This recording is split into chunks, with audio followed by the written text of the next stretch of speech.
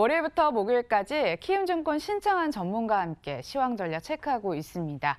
이번 주와 다음 주 금요일은 이틀 더 특별히 이분 모셔보도록 할게요. 키움증권 신청한 전문가 연결돼 있습니다. 안녕하세요. 안녕하십니까, 안녕님. 안전한 전화 보고 싶습니다. 안녕하십니까, 시청자 여러분. 청성전화 신청합니다. 증권가에선 어제 시장이 녹록지 않을 것이라고 전망을 했지만 예상 밖의 선전을 했습니다. 오늘 시장도 그럴까요? 전망 들려주세요. 예, 보통 그 시황이 안 맞는 그 가장 타임이 그 옵션 파생 만기 그 전후는 원래 좀 잘 안 맞습니다. 우리 생각하고 틀리게 많이 가는 경우가 많아요. 이제 왜 그러냐면 기관과 세력들이 단기적으로 큰 돈이 걸려 있기 때문에 그 파생 때문에 그렇습니다. 그러니까 특히 만기 그 한 5일 전부터는요 잘 안 맞다. 그래서 그런 부분에 또 원래 또 5일 전후에서는 주식을 잘 매매 안 하는 게 상례다 먼저 말씀을 드리겠습니다.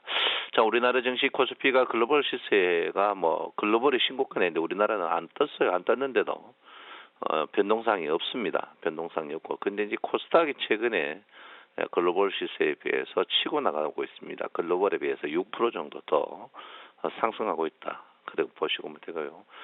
다우존스 지수는 지금 보시면 글로벌에서 한 3.5% 정도 뜨고 있고요. 그다음에 일본 증시는 굉장히 많이 뜨고 있습니다. 일본 증시는 글로벌에서 8% 정도 뜨고 있다. 이렇게 보시면 될 것 같고요. 중국의 상해 지수는 뭐 말할 것 없고 18% 글로벌에서 비해서 고평가되어 있고 독일은 10%, 그리고 프랑스는 10%. 글로벌이 다 10%인데 우리나라 코스피는 글로벌의 평균 가격입니다. 이 말은 우리나라 뭐 증시가 호재에 굉장히 지금 반응을 못하고 있다. 이렇게 보시면 될 것 같습니다. 자, 외국인하고 개인들이 상승 쪽으로 그런데 어제 이제 갑자기 땡김으로써 개인들이 어제 본전했는데 이미 그 정리가 많이 됐습니다. 그래서 기관들이 외국인들을 담보로 간다 이렇게 볼 수 있겠습니다. 자, 오늘 어제 주가가 여러분 보다시피 굉장히 많이 떴습니다. 이제 그 밀리다가 종가에 땡겼죠. 그 오후에 땡겼는데요. 좀 특이한 그런 케이스였어요. 특이한 케이스다 이렇게 보는데 글쎄요, 연속적으로 땡기기는 좀 부담스럽지 않을까 이렇게 저는 생각을 하고 있습니다. 저는 2205포인트 이상은 오버슈팅이다. 이렇게 어제 한 7포인트 정도 오버슈팅했어요. 그래서 제가 볼 때는 뭐 옵션 만기라도 저는 공격적인 매수는 저는 반대한다. 제가 분명히 말씀을 드리겠습니다. 코스닥 같은 경우도 어제 오버슈팅 했는데요. 코스닥은 755 이상은 오버슈팅이다. 이렇게 보고 있거든요. 그래서 한 5포인트 정도 오버슈팅이에요.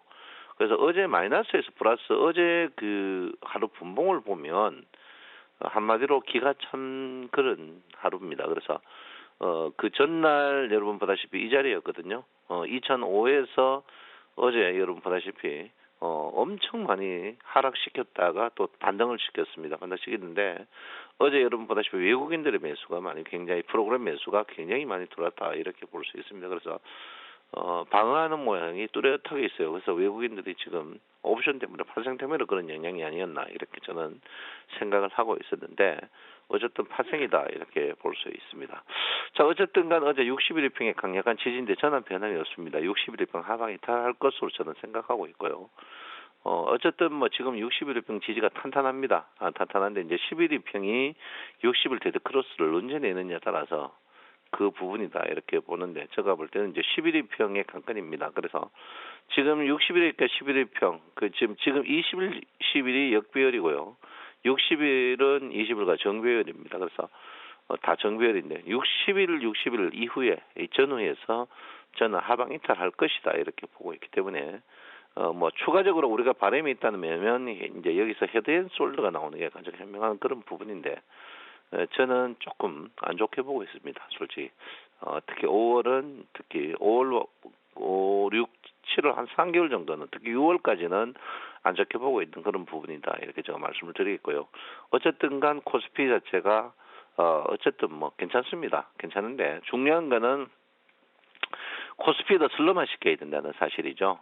대형주도 어떠한 패턴의 한 패턴이다 이렇게 돌아가면 빠른 순환매다 이렇게 보는데 어쨌든 간 지금 제가 여러분들께 이달 내내 주가는 불안할 것이다 이렇게 얘기했는데요. 앞으로 13일 동안은 더 불안한 장세. 불안하는 것은 하루 일교차가 굉장히 심한 장세가 계속 나올 것이다. 이렇게 저는 보고 있습니다. 그래서 어쨌든 간에 여러분들 몸조리보다는 아주 타이트한 매매를 하셔야 된다. 이렇게 볼 수 있습니다. 예, 코스닥 같은 경우에는 참 어제 제가 이제 코스피는 악평하고 코스닥은 좀 더 좋은 모양이다. 이렇게 이야기했는데요. 예, 코스닥 자체가 좀 보시면 적산병 났어요. 적산병 났는데 오늘 아마 도진하지 않을까 이렇게 생각을 하고 있습니다. 그래서 코스닥 같은 경우에는 뭐 주가가 뜨나 주가 빠지나 대형주보다 소형주 쪽으로 많이 뜨고 있는데 계속 뭐 저는 변함없이 소형주 쪽으로 가야 된다 이렇게 볼 수 있습니다. 자, 어제 여러분 보다시피 뭐 화려한 장세였죠. 코스피 같은 경우에 개별 종목에서 우선주 쪽으로 많이 떴습니다. 떴는데 우리가 가까이 할 수 없는 종목들이 많았고요. 코스닥은 뭐 여러분 보다시피 어제 상한가가 4종목이 들어가면서 어제 뭐 굉장히 화려한 장세입니다. 예, 코스피 같은 경우에는 코스닥 같은 경우에는 다시 5,000원대로 내려왔고요. 예, 코스피도 지금 보시면 7,000원대로 내려왔습니다. 이 말이 뭐냐면 시가총액 그 상승 종목의 평균 가격이에요. 그래서 그만큼 코스피도 지금 먼저 난장판이라 합니까? 난장판 대듯이 저가주 쪽으로 득세하고 있습니다. 코스닥도 한 6,500원까지 갔다가 다시 5,000원대로 내려오고 있거든요. 그래서 그만큼 저가주, 우리가 말하는 전거금 100% 종목들이 화려한 장세를 보이고 있다 이렇게 봅니다. 예, 코스피 어제 시가총액 상위 종목 중에 이제 많이 떴던 종목들 보면요, 우선주 빼고 뭐 LG이노텍, 현대중업, 효생천단, 소재, 효상저자, 대한통운 요런 식인데 뭐 이 종목들이 우리가 개인들이 크게 안 만지는 종목들이 많습니다. 코스닥 같은 경우에 어제 고가주 보면 제일 고가주가 KMW가 46,000원밖에 안 돼요. 그만큼 지금 저가주 쪽으로 한다. 특히 이제 기관과 외국인들도 사는 거 보면 기관과 외국인 금액으로 나오는데 인버스 레버리지 같은 경우에는 고가주를 하지만 나머지 주식은 크게 고가주를 사지 않습니다. 그래서 우리가 워낙 좋아하는 이런 시가총액 상위 종목들 보시면 지금 상승 종목이 전혀 거의 없습니다. 그리고 그런 부분에서 여러분들이 좀 포인트를 맞춰야 되는데 아직까지도 우리가 워낙 옛날 마인드 때문에 아직까지 총 고가주들, 이 고가주들 20-30만 원이나 이런 고가주들의 매수 부분 이런 부분을 여러분께서 조금 바꾸셔야 되지 않나 이렇게 생각합니다. 그래서 가격적으로 봐도 시가총액 상위 종목이 평균 가격이 7,000원인데 7,000원 아래에 있는 종목이 두 종목 하나생명, 쌍용양의 두 종목밖에 없어요. 그러면 가격부터 패턴이 안 맞다 이렇게 볼 수 있겠습니다. 그래서 여러분 패턴에 좀 맞는 그런 매매를 하셔야 되지 않을까 이렇게 저는 생각을 하고 있습니다. 뭐 이 부분에서는 다 여러분 아침에 시황을 했습니다. 서서히 이제 주가가 다시 조금 주춤 쉬었다가 며칠 우량주 쉬었다가 다시 지수에 비해서 상승 종목이 많습니다. 지수에 비해서 상승 종목이 많다는 것은 그만큼 개별 종목 장세가 더욱더 또 어제부터 득세하는 그런 장세다 이렇게 보고 있습니다. 어쨌든 간 여러분 개별 종목 장세로 계속 한번 봐야 되는 그런 부분이 아닌가 이렇게 생각하고 있고요. 예, 코스피 같은 경우에는 제가 볼 때는 얼마 안 남았습니다, 여러분. 얼마 안 남았다는 것은 주가가 이제 제가 볼 때는 2225포인트 위로 상승을 가버리면 괜찮은데 안 가게 되면 주가는 2220포인트까지 주가는 떨어질 거로 저는 예상을 하고 있습니다. 뭐 이걸 단장 떨어진다는 게 아니고 제가 볼 때는 한 2주 전에 떨어질 거니까 여러분들 몸조심을 좀 해야 되는 그런 부분이다 이렇게 보시고요. 주가의 지금 최근의 하락에 반발 매매다 이렇게 보셔야 됩니다. 이제 이 반발 매매라 봐야 되는데 아직까지 이거를 주가가 지금 하루 떴는 걸로 시황을 보고 이런 그런 부분은 아니다 이렇게 보고 있는데 여러 가지 이유가 있습니다. 그 중에 가장 큰 이유가 이제 저점에 샀던 분들이 사던 고점에 거의 다 팔았다. 이게 이제 가장 제가 문제를 야기시키고 있습니다. 이어서 이제 주가가 올라가게 되면 2225포인트 위로 올라가게 되면 이 아래쪽에 있던 매물들, 기관들과 외국인들 갖고 저점에 샀던 것들 계속 지금 파는 모양이거든요. 파는 모양이 이 차트가 줄어들고 이게 계속 늘어나고 있거든요. 그래서 제가 이제 주가가 여러분 2225포인트 여기 굉장히 제한적일 겁니다 했던 이유가 이제 거기 있다 이렇게 봅니다. 그래서 제가 이제 2175포인트 하방 이탈하면 이제 겁내는 이유 중에 하나가 이 매물들이 만약에 내려오게 되면 자기는 그래도 남기 때문에 무차별로 매도를 치게 돼 있거든요. 그래서 그런 부분에서 제가 좀 굉장히 염려하는데 여러분이 이 매물대층을 꼼꼼하게 좀 우리가 이제 거래량 중에 가장 중요한 차트가 이 매물대층입니다. 이 매물대층을 여러분께서 꼼꼼하게 좀 봐주셔야 되지 않나 이렇게 생각하는데 이 지금 가격대에서 어제도 올라오니까 이 매물이 계속 줄어요. 이 프로테지를 보면 됩니다. 프로테지 계속 줍니다. 준다는 것은 이 사람들은 계속 팔고 싶어 하거든요. 팔고 싶어 합니다. 그래서 2000포인트 전후에서 샀던 주식들을 지금 2200포인트 같으면 지수가 10포인트 같으면 수익은 30%거든요. 그래서 수익을 팔고 싶어 하는데 이 사람들이 이 고점에 이제 파는 걸 좋아하고 있어요. 파는데 만약에 떨어지게 되면 이 사람들 안 파느냐?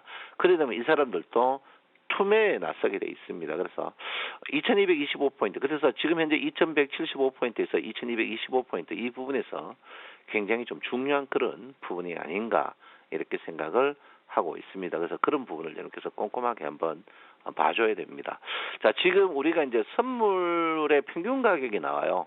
선물의 평균 가격이 나옵니다. 선물의 평균 가격이 나오는데 이 선물의 평균 가격을 보면은 선물의 평균 가격을 보면은 이 주식이 얼마큼 되나 이렇게 볼 수 있거든요. 그래서 선물의 지금 평균 가격을 한번 여러분 같이 한번 보도록 하겠습니다. 선물 평균 가격이 전체적으로 284포인트예요. 284포인트거든요. 그래서 지금 284면 어느 정도냐 여러분 한번 보실 텐데 지금 286입니다. 지금 선물이 286이면 지금 포인트 EP 같으면 지금 아래에 한 15포인트 정도 지금 주가가 오버돼 있다 이렇게 보시면 될 것 같아요. 그래서 선물의 평균 가격은 지금 한 2,200 정도입니다, 여러분. 2,200 정도니까 거기에 한번 보셔야 된다 이렇게 보시고 항시 평균 가격에 가려고 습관이 좀 있습니다. 그래서 여러분들 저는 그렇게 생각해요.